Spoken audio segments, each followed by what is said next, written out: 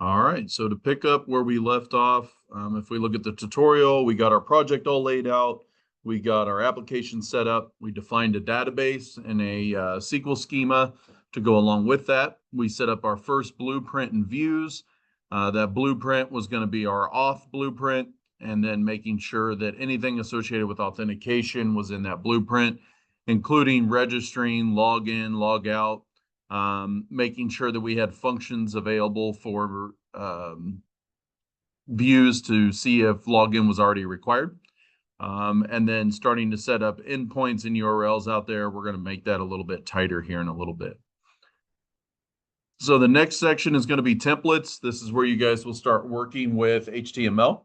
And the beauty of using these style templates with Python is that you can actually do Python right in the template itself. So instead of having to calculate a bunch of stuff out and write HTML, pretty much takes care of it for you. So here's an idea of a base layout. And the way the templates work is you typically have a base HTML file. And then from there, you're going to create little placeholders that you'll end up filling in content as we go. So if we look at our project layout inside our Flask, we're going to create a templates folder. Templates, and it needs to be under that Flask section. And then inside the Flask section, we're going to call it base HTML. So new HTML file and call it base. And we will go ahead and add it. So it should turn green over here. Looks good. We'll do a Control A and remove all of that, and then paste in what they have there off the website. And you'll notice it looks very similar. If I go back for a second, this is just a generic HTML format structure, right? You have the doc type at the beginning. You have your HTML at the beginning that just kind of sets up some generic ones. In this case, it says it's English. You have a header section, you have a body section, and then you close out of the HTML itself. Note that the head section is where we're going to have things like the head for the title of the page. So for example, this header title section is templates, Flask documentation. This one's content. This one's channel content. It's what you see in the tab up above. All right. That's usually the title content that you'll have over here. And then the body itself is everything inside the base of the HTML file, which is in this case, all of this content here. So if we copy in what's there and we go back and look at that, we have that title, but you'll notice that we're doing some Pythonic things in there.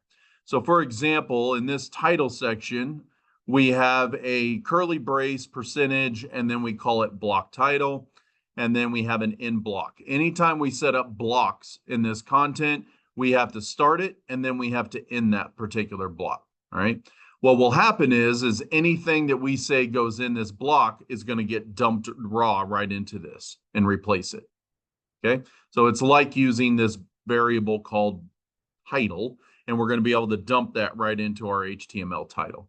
In this case, we have whatever dash Flask, okay? We have a style sheet in here. This is going to do a URL for static, and we're going to end up setting up our own style CSS file here in a little bit.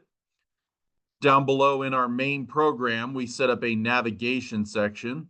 This will have a H1 header of Flask, and then we can do a list. And lists are pretty common on websites. It's how you kind of generally structure things. In this case, we're going to check to see if the user's logged in, and that's what if g.user means. Remember, G refers back to the session cookie. So we are looking to see if there is any user associated with the cookie. If there is, we're going to go ahead and grab that user's username, and we're going to paste it in the nav bar. And then we're going to have a link for them to be able to log out, because we already know they're logged in if the session's already created. Make sense? Then you're going to have an else statement, which is going to say, okay, if you're not logged in, then we're going to have buttons for us to click on that are register and log in. Right? Then we always have to end our if. So that's the only thing different than normal Python, is we always have to have end statements for everything that we do inside of a template. Once we get into another section, we call it content. This allows us to dump content into this section. So we're going to have a header section up here at the top, and this will be block header. Again, we're using this as a place for us to stick something in. And then if we have error messages in our get flashed messages, that's what that is, we will do a for loop and we will end up flashing that message on the screen. And then we end our for loop, and then we have our generic block content section. Again, this is where we're going to dump in a bunch more HTML. We close out the section, and then the rest of it's done. Right? So again, it's just our base template. We're going to shove stuff in there so that we get one very large HTML at the end. All right. So there's our base HTML. Once we get our base HTML set up, we need to create a register template. So let's go ahead and copy that one. Come back in here to our PyCharm, and we'll create a new HTML called register. Again, we'll add it, and we'll replace the default with this. You'll notice in this one, it's going to extend the base HTML file that we just created. We're going to look in the block section, and we're going to dump in our own block title called register. This allows us to create that H section so that we can dump in new titles for every page. Yeah. Is that one supposed to be under templates? Yes, actually, it's looking because of blueprints. So you are correct. We need to create a directory for auth, and then we need to move register inside of that. Good catch. Okay. So that will do our header section, and then in that content section, it's going to fill out a form, and that form is going to be our username, passwords, etc., for them to be able to register. If we look back at our base, it's basically going to look at this section, which is block content. It's going to take all that material and shove it right into this section here when it actually compiles it at the end. And we'll see that in our base file. All right. Let's see here. For login, we're going to do the same thing. Notice that this one is similar to the register because we're going to be asking for the same information. The only thing on register you'll notice is that it has them type the password twice so that we can verify that it is correct. Or actually, it doesn't. It just has the one input there. A good login page would. We'll fix that later. HTML, we'll have a login page. And for login, the only real difference here is that we change the header title to login. And at that point, we can go ahead and save it, which is already auto-saved, but we can go ahead and test this. So again, to test it, we go to our terminal. We can hit the up arrow, and we want to run flask --app, flask run --debug. So when we run that, we should get a little web server spinning up on our computer. We can click on that link, and you'll notice we get nothing, which is right. We should have auth/register, and you'll see we have a very generic page there, right? No custom CSS, it's just basic. At this point, because we are not logged in, we will go to username. We'll just create a generic username, student. Password is going to be password, and click register. And then you'll notice it automatically sent us to the login page, right? So what happened was, if we go back to our login here, we can scroll this up a little bit. You can see that we asked for the register page. We got our 200. It tried to find our style sheet. It didn't find it, so it gave a 404 for that. That's why it's not very fancy looking. We sent a post to register, which is a 302. Does anybody remember what 302 means? So 302 is a redirect, which means we're going to post this information to our particular website. So if we go back and look at our views, let's go back and look at our auth view, and we look at our register. When we submitted that information, which is a post, it came in here, it checked that username and password out of our form. It accessed the database, found out whether or not we filled it out correctly. In this case, we did. Therefore, we're going to insert it into the database. And if everything went well, we tell it to redirect to the login page. So it did exactly what it was supposed to do, right? If we go back to our website and we go back to our register, and I try to register again, you'll notice that I got an error that popped up here and said user student is already registered. So that time when it went through the code, it tried to go all the way to the point of adding it to the database and said, hey, I already have student in the database. Right? If I tried to submit without a username and just had a password, it's going to say, please fill out the field, which means it already checked to make sure that was in there. If we check over here in PyCharm, you'll notice that we don't see anything on this side. If we turned on the debugging side, we could actually see everything that's happening all live, right? If I go the opposite direction and put in ASDF but no password, when I register, it says this is a required field, right? So all that functionality works. If we go to login and we go to our username and we do our student and we do some random password and hit login, we're going to get our error of incorrect password. If we go look at the code for login, which is in our blueprint auth, we go to login, it's going to gather the username and password. It's going to select from the database wherever that username matches what we typed in. If there is none, it would say no username. If it does the password, remember, it's going to pull in whatever I type, hash it. It's going to pull from the database the hash and check those two hashes together. It's a built-in function within Flask that we imported out of this Worskuric module. All right. Once that all goes according to plan, then it would go ahead and give us an error because it, or in this case, it gave us an error, flash errors. If you'll remember in our template, right below this login header, so let's go look at our template here. After we gave it the header of login, that is where we had our for loop in order to give us errors if we had errors. And that was off of our base template right here, right below the header section is that for loop for flashing errors. So if we compile that HTML and we actually inspect it, and we look over here on the left, we can see that our base and our individual login template has all been smashed together.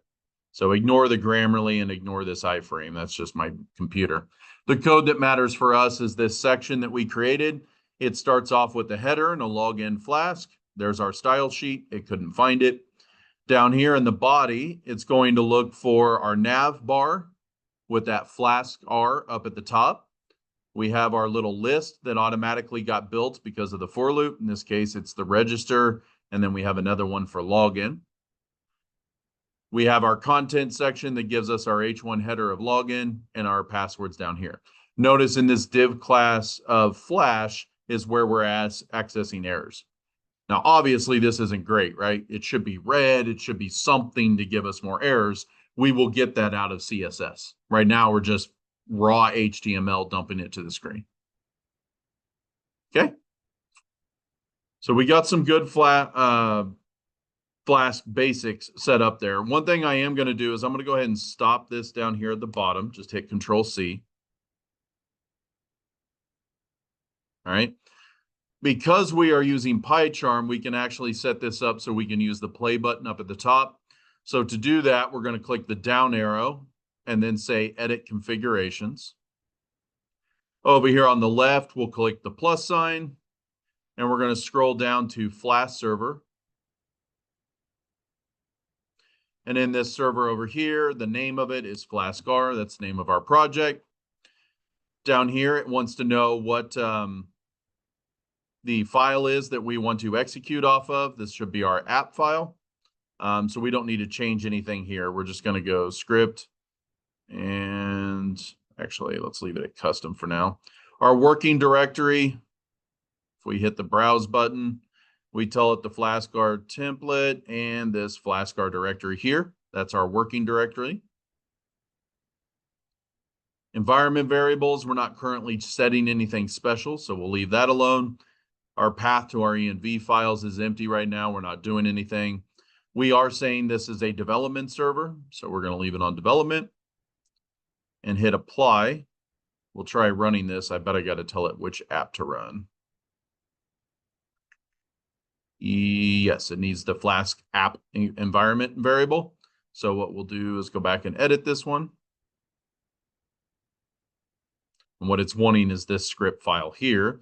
We're going to go ahead and set that to script. We'll hit browse.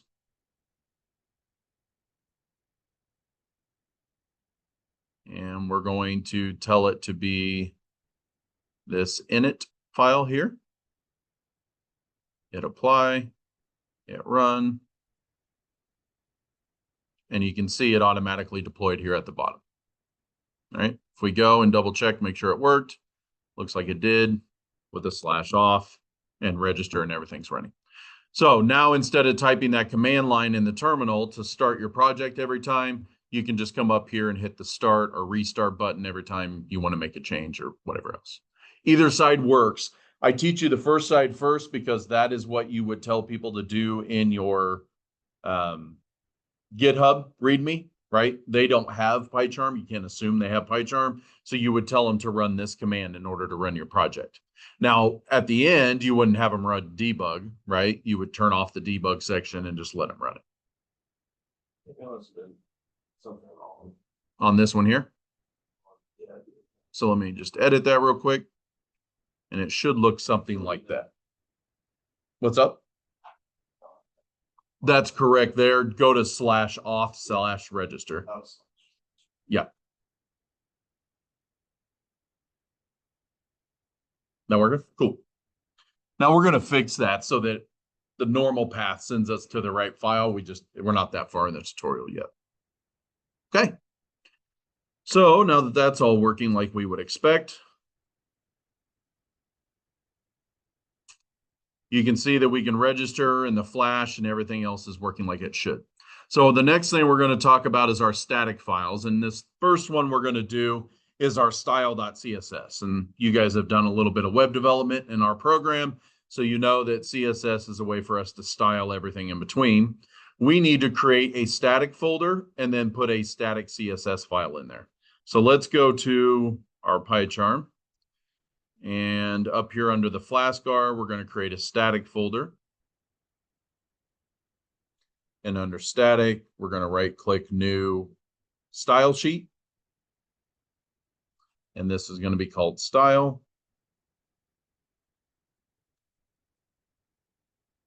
And we'll add it. And then we'll copy and paste this section in, which has been kind of minimized, but that'll be fine. There we go. If you wanted the full version, you can look over here in this link here. I'm going to open that up in another tab. And you'll notice this is what you guys are used to for CSS, where it's been blown out a little bit. You can use either one. We're going to go ahead and steal this one and click raw. And then we'll Control A and copy this one. The only reason for that is so that we can tweak and play with it a little bit more. It's not so minimized. So we'll copy and paste that in. All right. With that in, if we start our server by clicking the little play button up here at the top, we'll click on this part here. We get our web server, go to auth/register again. And now you'll notice it has a nice little GUI to it, right? We can make that way better, but for now, this is going to give us something to look at. Right? If you want to make tweaks, you can simply come over here, edit the CSS file to your liking. This is a great place for you to use ChatGPT to help you tweak a little bit of it. So feed it your CSS file, tell it what you want to do. It'll give you some tweaks. And then if you want to further tweak it, you just make tweaks to that file. That's totally acceptable for your guys' projects in here. All right. So that gets you your static file, and you'll notice it looks a lot better. Let's go ahead and commit our stuff here because we've got quite a few things already going. So let's do our git commit. And we're going to tell it that we created auth templates and our style CSS.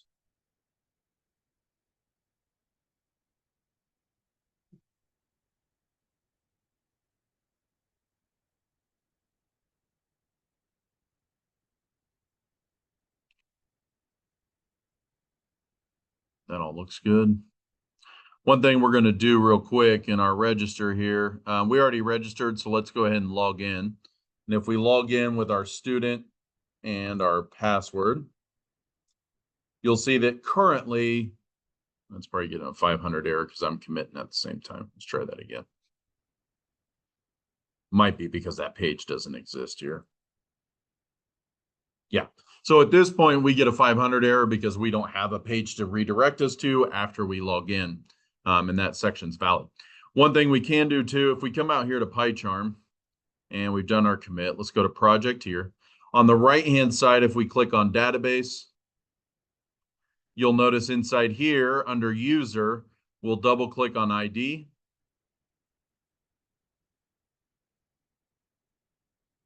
And you can see now in this database that we have the one ID, it's auto incremental as it goes through. We have our student username and we have the hash of the password for that particular user. So this is using script algorithm, and it's going to, if we were to deduct this, it would give us password, all lowercase. At least that's the way I set mine up. So this is a way for you to interact with the database and see what's actually in there. If we go into our post, you'll notice right now we have nothing in there, right? So we're about to change that in the next step. I'm going to close this database out, close those two files. Matter of fact, I'm going to bring this all the way down with these all closed out so they don't. On the side there, it says database. If you don't have this here, you're probably in the new view, in which case. I just have the AI system. It should be on there. It's in the right one, the AI system.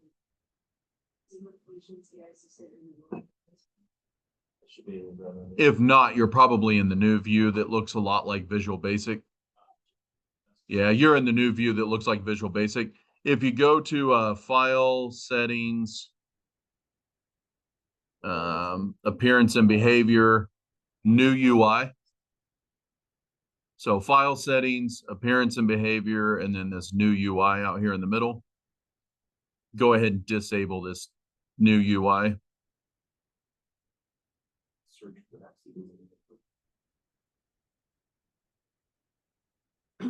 It'll require a restart of the PyCharm, but it should get you to match the one I have here.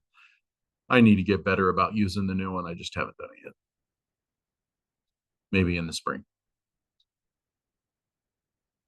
Say how new is the new UI? About 2 years now. I'm just avoiding it. My workflow is there. I just need to map to the new workflow. So hopefully that gets you a line there. Okay. So in our tutorial, the next section here is going to go ahead and build out the blog blueprint, right?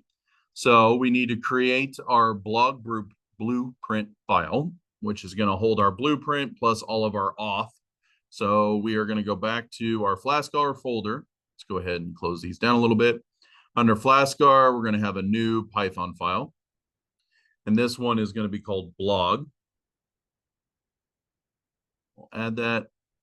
We'll paste that in. All we're doing again is creating a new blueprint file for all of our blog functionality. Then it wants us to go back to our init file we have and copy in this section down below. So let's copy that. And we go to our init file. And again, we scroll down here below. We registered our auth. Now we're just registering our blueprint. Notice that when we create this blueprint, we're adding a URL rule so that the backslash is going to take us straight to our blog page. In this case, index, right? So right now, when you guys load up the web server, it says not found, right? Because it has nothing at root. This is going to create something at root. All right. Let's see here. For that index that we did, we need to create a route for that. So let's copy this. And we're going to put that in our blog.py underneath there. And again, what this route is doing, or in this case, our view, right? Our view for index is going to go into the database and select all posts with the ID that matches this user, the title, the body, the created, everything else that deals with the user that we submit to it, right? And it wants to order everything by the date it was created in descending order. That's how it's going to retrieve information from the database. And you'll notice this time we're going to use fetch all, right? In the past, we used fetch one, right? We just want one user. Now we're going to use fetch all to retrieve all the posts from this particular user. At that point, we're going to go ahead and render our template for index, and our posts are equal to posts. So what this allows us to do is take back all the posts that came out of the database, shove them into a list, right? And then we're going to submit that to our index file so that inside our HTML, we just simply have to do a for loop through our list and tell it to start displaying all those posts in a nice little list. It's all dynamic. We don't have to write HTML for every single one of those. That's the beauty of these Jenga templates, is it just does it for us. All right. So that worked. Now we need to go create our little index file. So let's go ahead and copy this content. And here under templates, we need a folder called blog. And under that folder of blog, we want an HTML file called index. Again, we'll add it, paste this in. And if we look at this code, it's going to go ahead and extend our base format that we already had. We have our block header here that's now going to change the header to posts. If the user's logged in, we're going to have the URL for them to create the file. Down here in the content section for post and posts, you guys know this, right? Simple Python. We passed in a list called posts. We're just going to use a for loop to pass through every one of that. And we're going to format that post in this thing called an article. And in this article, we're going to give it the title, the time it was posted and created with the timestamp. That user, if it's the same user, they can edit the post using the update, blog.update. If it's not the same user, we can just view it. That's it. And then down at the bottom, we have this little loop for last. This is going to give us a hard break if it's the last one in the post. And then we can go ahead and end our for loops and end our box. So again, instead of writing a ton of HTML code, say I have 30 posts in the database, this is going to repeat this code 30 times on the page for us. We don't have to type every single one of those. Okay. And then we need to have a create route. This is going to be for us to actually create the blog post. So let's copy that. And we're going to put this in our blog py. Again, this is considered a view, and this view allows us to create a new blog post. Note the difference here on index that you don't have a get and post, right? It's because there's no form on that website. We're never submitting information on there. Therefore, we don't need the methods of get and post. On a create page, we do, because we're going to create a form that has all the data, including the title, the body, some error checking to make sure that they typed in the title. And then if it all works, we're going to go ahead and insert that into the database into the appropriate fields. All right. So that all looks good. We need this create HTML file now. So let's go back over here. Let's copy that. And again, inside this blog folder, we'll right click new HTML, call this create, add, and then replace that. Nothing fancy here. It's a very simple page that has new posts and a very basic form for us to be able to fill out that information.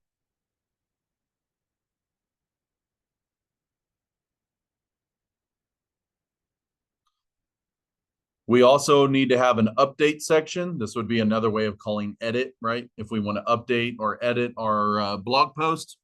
So we just copy this one in. Now, what this function is going to do inside our blog, this isn't actually a view, this is more of a function. This is a function to retrieve the information out of the database for us, right? So it's going to look for a specific post ID. We're going to only fetch one. If that exists, go ahead and pull it back. The difference between this one and our first one is you'll notice that we fetched all of them out of the database. This time we want to only fetch one out of the database where the ID matches the ID we're asking to edit. That makes sense? So once we return the one that we want to edit, notice where this SQL syntax is a little different. We use where PID ID matches whatever ID that we're actually asking it to edit. Then we need an HTML page for that, or actually we need a route that will actually do that. So let's go ahead and copy that in. And this here is now got our get and post. This is where we actually build the website for them to give us the post data. That all looks good. Notice how this is now post and not posts. That makes sense. Up above, this was set to post because we had more than one. We're retrieving everything out of the database. This time around, we're just grabbing the one post from the database. Now, because this is going to be an object, we could say post.id. It would give us the ID number. Post.message or body, it would give us what they actually typed in the message. We can use very simple Python terms in order to retrieve that out. So when, for example, when we look at our HTML page, which is here, we'll create that real quick, which is our update. Blog, new, HTML, update.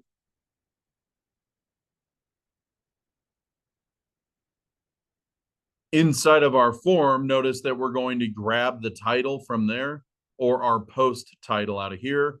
We will submit post body into here. This is how we can pull it out. So the post it returns to us is a what?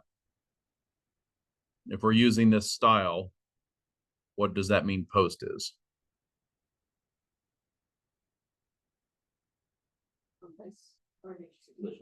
Dictionary, right? So the idea is that we go look for the body key and it should return the information back to us. If we look up the title key, it should give back the title information for us. So it essentially allows us to pass a dictionary right into our HTML code and then pull out the pieces we need so that it looks right on the screen. Okay. And this one, the only difference is we have a submit button that's going to give us the quote class of danger.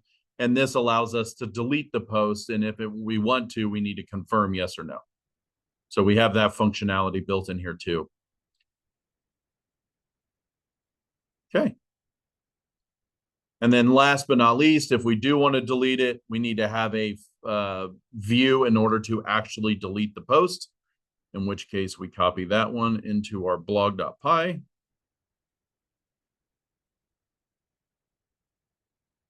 Oops.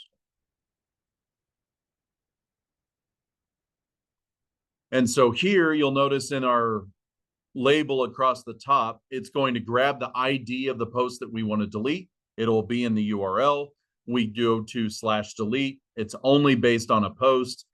And in this case, we're going to go run that get post function that we created up here. Once we have it, execute delete from where the ID matches whatever ID that we had in our URL. At that point, we commit it and we redirect them back to our index. Okay. All looks good. So to make that actually work, let's go ahead and reload our website. So we just click this one here, that will reload it, stop and rerun. Let's go out to our website. And you'll notice now when it goes to the main URL, it redirects us to the post thing. Because this student still has a cookie, we see anything down here. If we hit log out, you'll notice this changes up here to register and login, right? So we'll log in, we'll log back in with our student account. If you wanted to see this session data, you could actually right click on this, go to inspect. If you click on network up here at the top, and we refresh this page, you'll notice we get a bunch of JavaScript stuff here, but we should, on this one here, click on this 127.0.0.1. We scroll down here and you'll notice we have a session cookie down below, right? And that session cookie is where we're storing the information for this particular user to figure out what that is. If we go look in our database here, and we look at our server objects, I believe it is actually stored.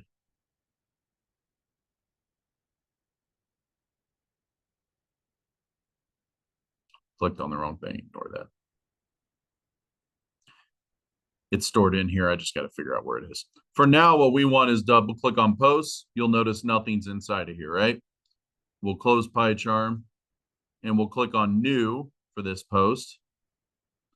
And inside new, we can give our post some title. So my first post.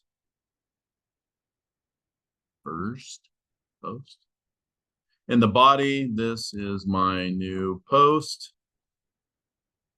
Welcome to INF601. And we hit save. You'll notice back on our main site, we now have a post out there, right? If I log out, you'll notice I still see this post. If I register a new account and call this teacher and password, and then I log in as teacher, notice that I can see this post, but I cannot edit it. And that's because I am not that user. So our code double checks to see which user is logged in. If it matches the user that created this, there would be an edit button over here, right? So if I log out and go back to our student, now you see an edit button over here. We click on edit, which sends us over to the update page. Notice how it has one update. The reason that one is there is that's the ID of the post we created. If we come back to the database, hit refresh, you'll notice ID 1 is here. Auth ID is 1, which means it's going to map over to this user table where ID 1 is teacher, or I'm sorry, student. All right, so these two tables are tied together now with this auth ID pointing over to this student at this point. Here we also have a date timestamp of when it was created, the title, and what's in the actual body of the post itself. Okay. And in here, I could update it, hit save. It kicks me back to the main screen. Notice the extra text is there. If I go back to edit and hit delete, notice it's red for danger. It's going to give me a JavaScript pop-up. Are you sure? I hit OK, and that post is gone, right? So if I go back to my database and I refresh, it's gone. Now, if I was to create a new post,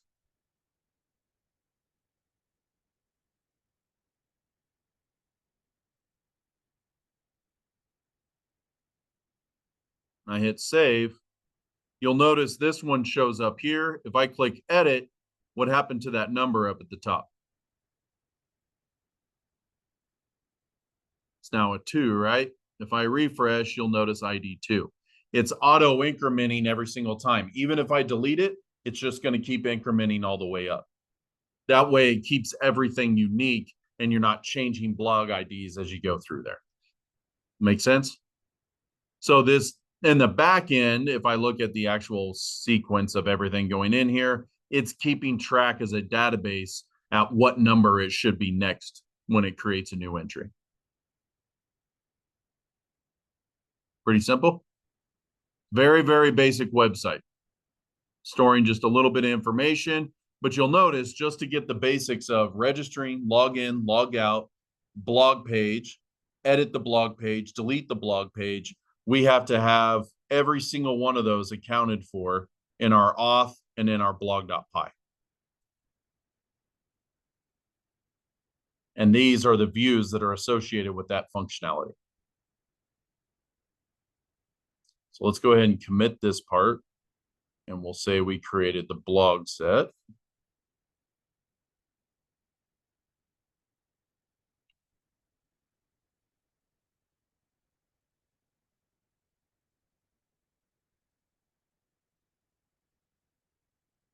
Push that.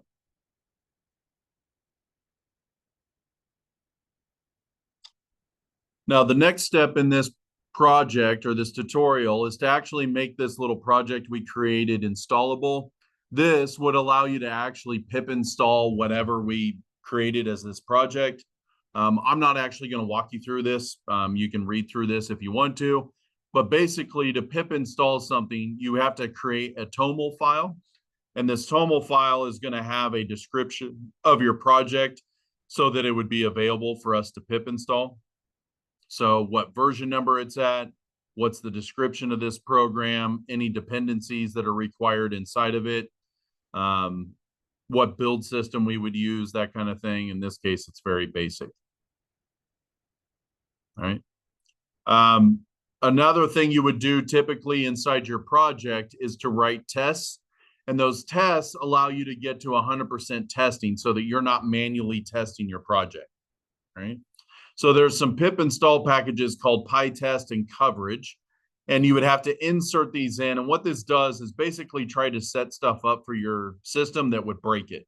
When you run the test, it will try to insert usernames and passwords that aren't correct. It would do all that factory checking for you, right? Again, I'm not going to walk you through this portion of it. You can do that. It's a lot of extra work to set up the test, but at the end of your project, you could run the test and find out whether or not your project is set up correctly. Okay. Last but not least, to deploy this type of project out on the internet, you would have to set up your TOML package that we did before. You would deploy it out. You would have to configure a secret key. Remember, right now we have that set to dev. If we go back out here and look at our projects, in our init, scroll up, we have this secret key set to dev. You would want to randomly generate some kind of secret key. In this case, they have a Python code that will actually print out some random hex key, something like this. And then you could store that inside of a config.py and import that in. Right? To run this project on a real life web server, you would need to install what's called Waitress. Waitress is a WYSIWYG server that actually handles it at a production level, right? So remember, right now, you guys are just running this as a development system. You would not want to have 100 people hit this. It would crash in a heartbeat. All right. So you would install Waitress, and then inside of Waitress, you would deploy that with something like Nginx or something like that on a Linux server somewhere out on the internet. This next section is called Keep Developing, and this is a pretty good chance of what you guys will be doing for your mini project this week or starting next week, right? So what it wants is look at a detail view to show just a single post, and then click on the post title in order to go to that page. So if we wanted that functionality and we go back and look at our project, what it's saying is back on our main page, we should be able to click on this My Second Post, and it would allow us to go into that post and just see that post only. All right. So to do that, we would have to come in here into our views for posts, which is blog. And we would have to create a specific one that would allow us to just pull that information and display it by itself. Right now, it's trying to display all of them on this page. So if I created another one, I had My Second Post, and I had a really long ipsum morum type post here, AKA it was just pages of text going down. Hit save. On the main website, you're going to see all these queue up. If I had just one big post, I should be able to click on that and read just that one post. So you guys would add that functionality in. Other things that would be nice in here, have the ability to like or unlike a post, right? Add comments. You guys might want to set up tags. You might want to have the ability to add a search box so that you can search all the people that have posted for a particular user. We could paginate our display so that it only shows 5 posts at once. We may want to allow the ability to add an image. We could format those posts using Markdown as opposed to using plain text like we are now. And then you could set up an RSS feed for those posts. So lots of extra functionality that we could bake in there. One really simple one that we can do here just to test it is now that we have this submitted, we have a username and we have a password, but we have no idea what that user is, right? We don't have a first name, last name, or a name field. So if we wanted to create a name field for this, we would need to go look at our schema, and we have ID, username, and password. We would want to create those fields for first name, last name, right? So let's do first name. This will be a text field, not null. And we would want a password field, or I'm sorry, last name, text, not null. Now, to make that work, we're going to need to blow away our database because we have to completely reconfigure the database, right? There's no way for us to make changes once we've created the database. We can't adjust the tables, right? Django has the ability for us to do that. And here you would have to create an alter and SQL statement. Basically, you have to do it by hand. In this case, we're just going to create a new table from scratch. So if I add these two, what other pages do I need to update in order to take advantage of first name, last name?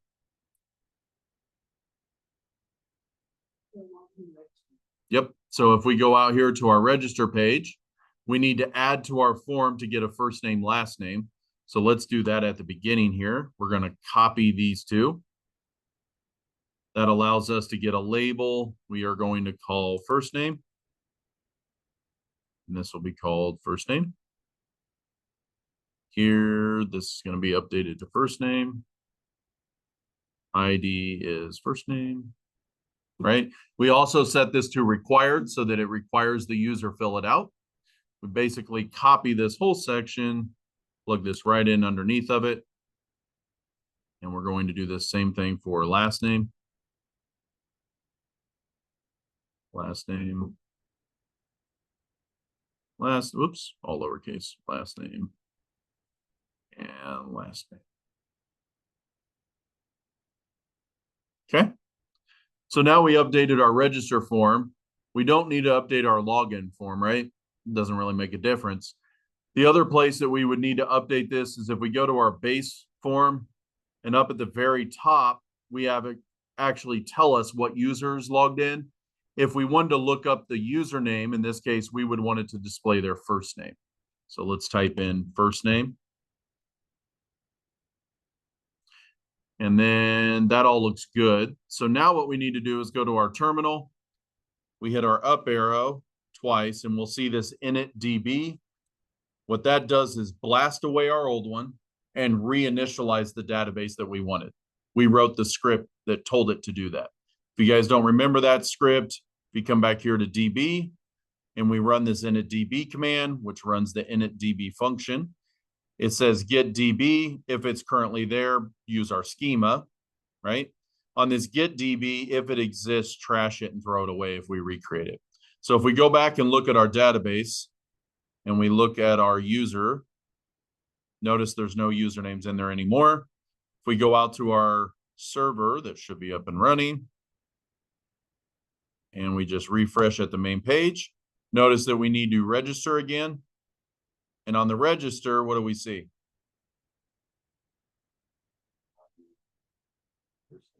Yeah, we're missing our first name, last name, right? So let's come back out here. Let's see what's happening. We look at our register. Our form has it, right? If we come down here to our auth,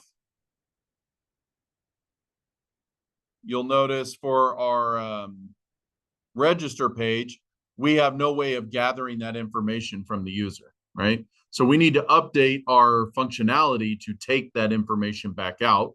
So we're going to say first name equals our request form for first name, and our last name requests as our last name. If not first name, if not password, we would also want to just add in more trees here, right? So we set those as required. So elif not first name, error, first name required, elif not last name, error, last name not required.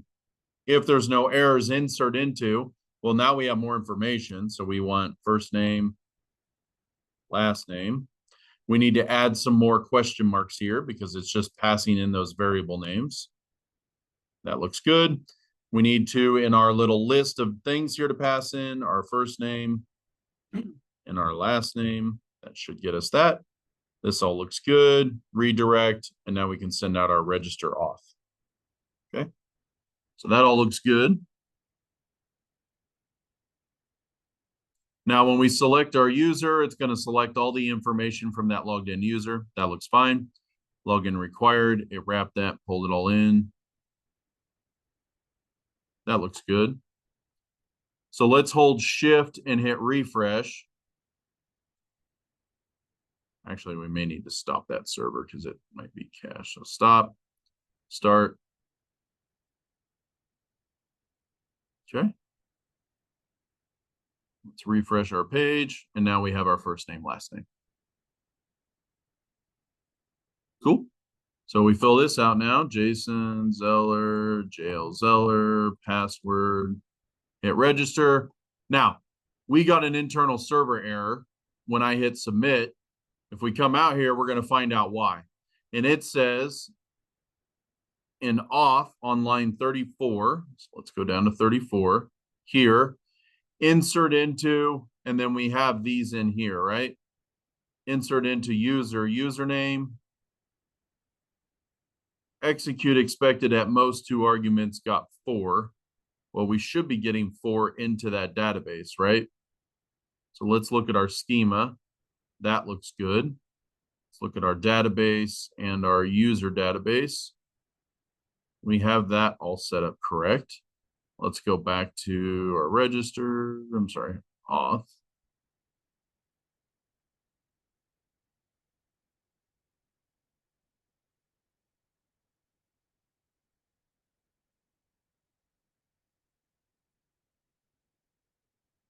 Oh, I have this extra thing in here. I had it in the wrong spot. That whole thing that, and does anybody remember what this is called when we pass in this style? So we've done dictionaries, we've done lists. Anybody remember what the parentheses were? Tuple.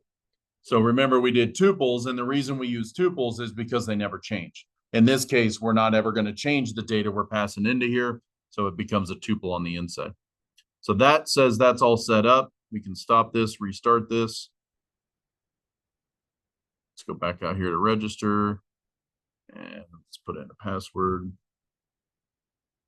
That time it kicked us to our login. Notice up here at the top, it says Jason now because we're logged in. Cool. Before it was giving our username up there at the top. And that would also work for our post. So if we come back here and hit enter and we do a new post, let's create a title. Notice that still says by J Zeller. If we wanted to change that, we need to look at our post HTML. So that would be our index. And under index, instead of using the username here, we could set that to first name.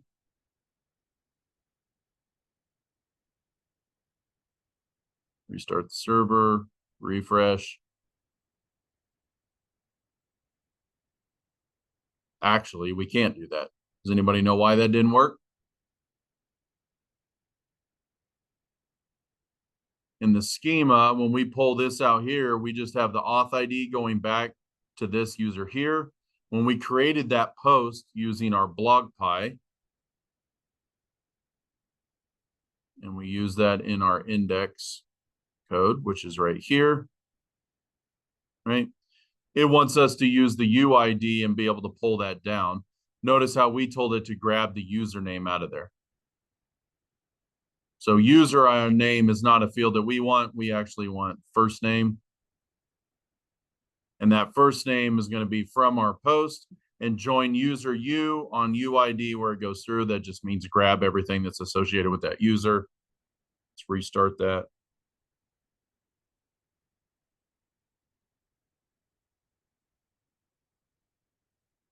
And now it says Jason up here. Cool. So this is how you would tweak this. Now, that's about it for today. What we will cover on Tuesday is how you guys can use ChatGPT to make this fancy and how we could use ChatGPT to do some of those things it wants us to keep developing on. All right. So like here, it wants you to paginate and do some of this other cool stuff. We can look up in the way of doing that in here, but I'm going to show you guys how to use ChatGPT to do some additional functionality here and make it look a little better. And in this case, we're going to use something like Bootstrap in order to make it look even fancier yet. So Bootstrap, for you guys that haven't played with that before, and there's a bunch of them out there, but Bootstrap, get Bootstrap.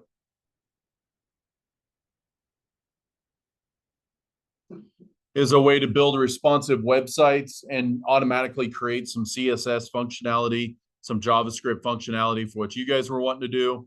So for example, if we wanted to we look at these examples here, scroll down. This would help us build out some footers for our website if we wanted to do that. It's already got it styled for us. Drop downs. This is how we could build out drop downs or select tools. In our case, we have some list modules and posts. We would like it to look a little bit better in our posts than simply styled like this. Maybe we should have it in nice white chunks as it goes down and scrolls real nicely. Free on there. All free. Yep. All you got to do is be able to add in that, and we're going to work with that on Tuesday. Like what you were saying with me, mentioned before ChatGPT, like have a memory or whatever works, we'll probably have to send it all the files we already have. Obviously, so you got it. Well, and so that's what I'm going to show you is you'll basically zip up your entire project. You'll submit it to it so it has an idea of what your project looks like. And then from there, you could say, I would like to use Bootstrap in order to make this look better or have a quick response or make it ready for mobile applications. That's all Bootstrap. So what's cool is if you look at these layouts, the way Bootstrap works is it has a nice grid system and containers. And what that allows you to do is design your website on the fly really fast so that you can send things around. You also have the ability to set up your individual pieces. So let me do content. So we're looking for components. There we go. And so within our components, you guys can create out things like red banners, right? So when we have errors, instead of it having just it pop up over there at the left, we can actually have it pop up with a nice big blue one that says what the error is as it comes up. So there's a lot of different things that we can do with this and make it look really, really nice. So for example, we could have a sidebar over here on the left, and those sidebars would allow us to have all of our posts over there in list view. And then we could click on the post and it would show us on the right. Basically look like Microsoft Outlook, right? You would have all your emails over there and click. We could do the same thing with our posts. All it's doing is changing the CSS and how it's organized inside of there. When we ask it to create a new post, instead of it just recreating the page, we could have a simple modal like this that pops up and says, do you want to delete it? And this kind of stuff. It looks fancier than this simple JavaScript one that popped up on the screen. You can even have jumbotrons, which is this stuff at the very beginning. It would have like slide through with image carousels. So if you wanted images for your website, maybe you want to advertise your last 5 posts up at the top, you could build your website to do that. These are all dynamic scaling built in. Absolutely. So you can readjust it to say, hey, I want this to fit an iPhone. I want this to fit a tablet. It would automatically adjust your HTML code to fit those on there. Yep. All right. So we will tackle that on Tuesday. Let's see. Mackenzie, you got any questions? No. Awesome. I'll go ahead and stop the recording.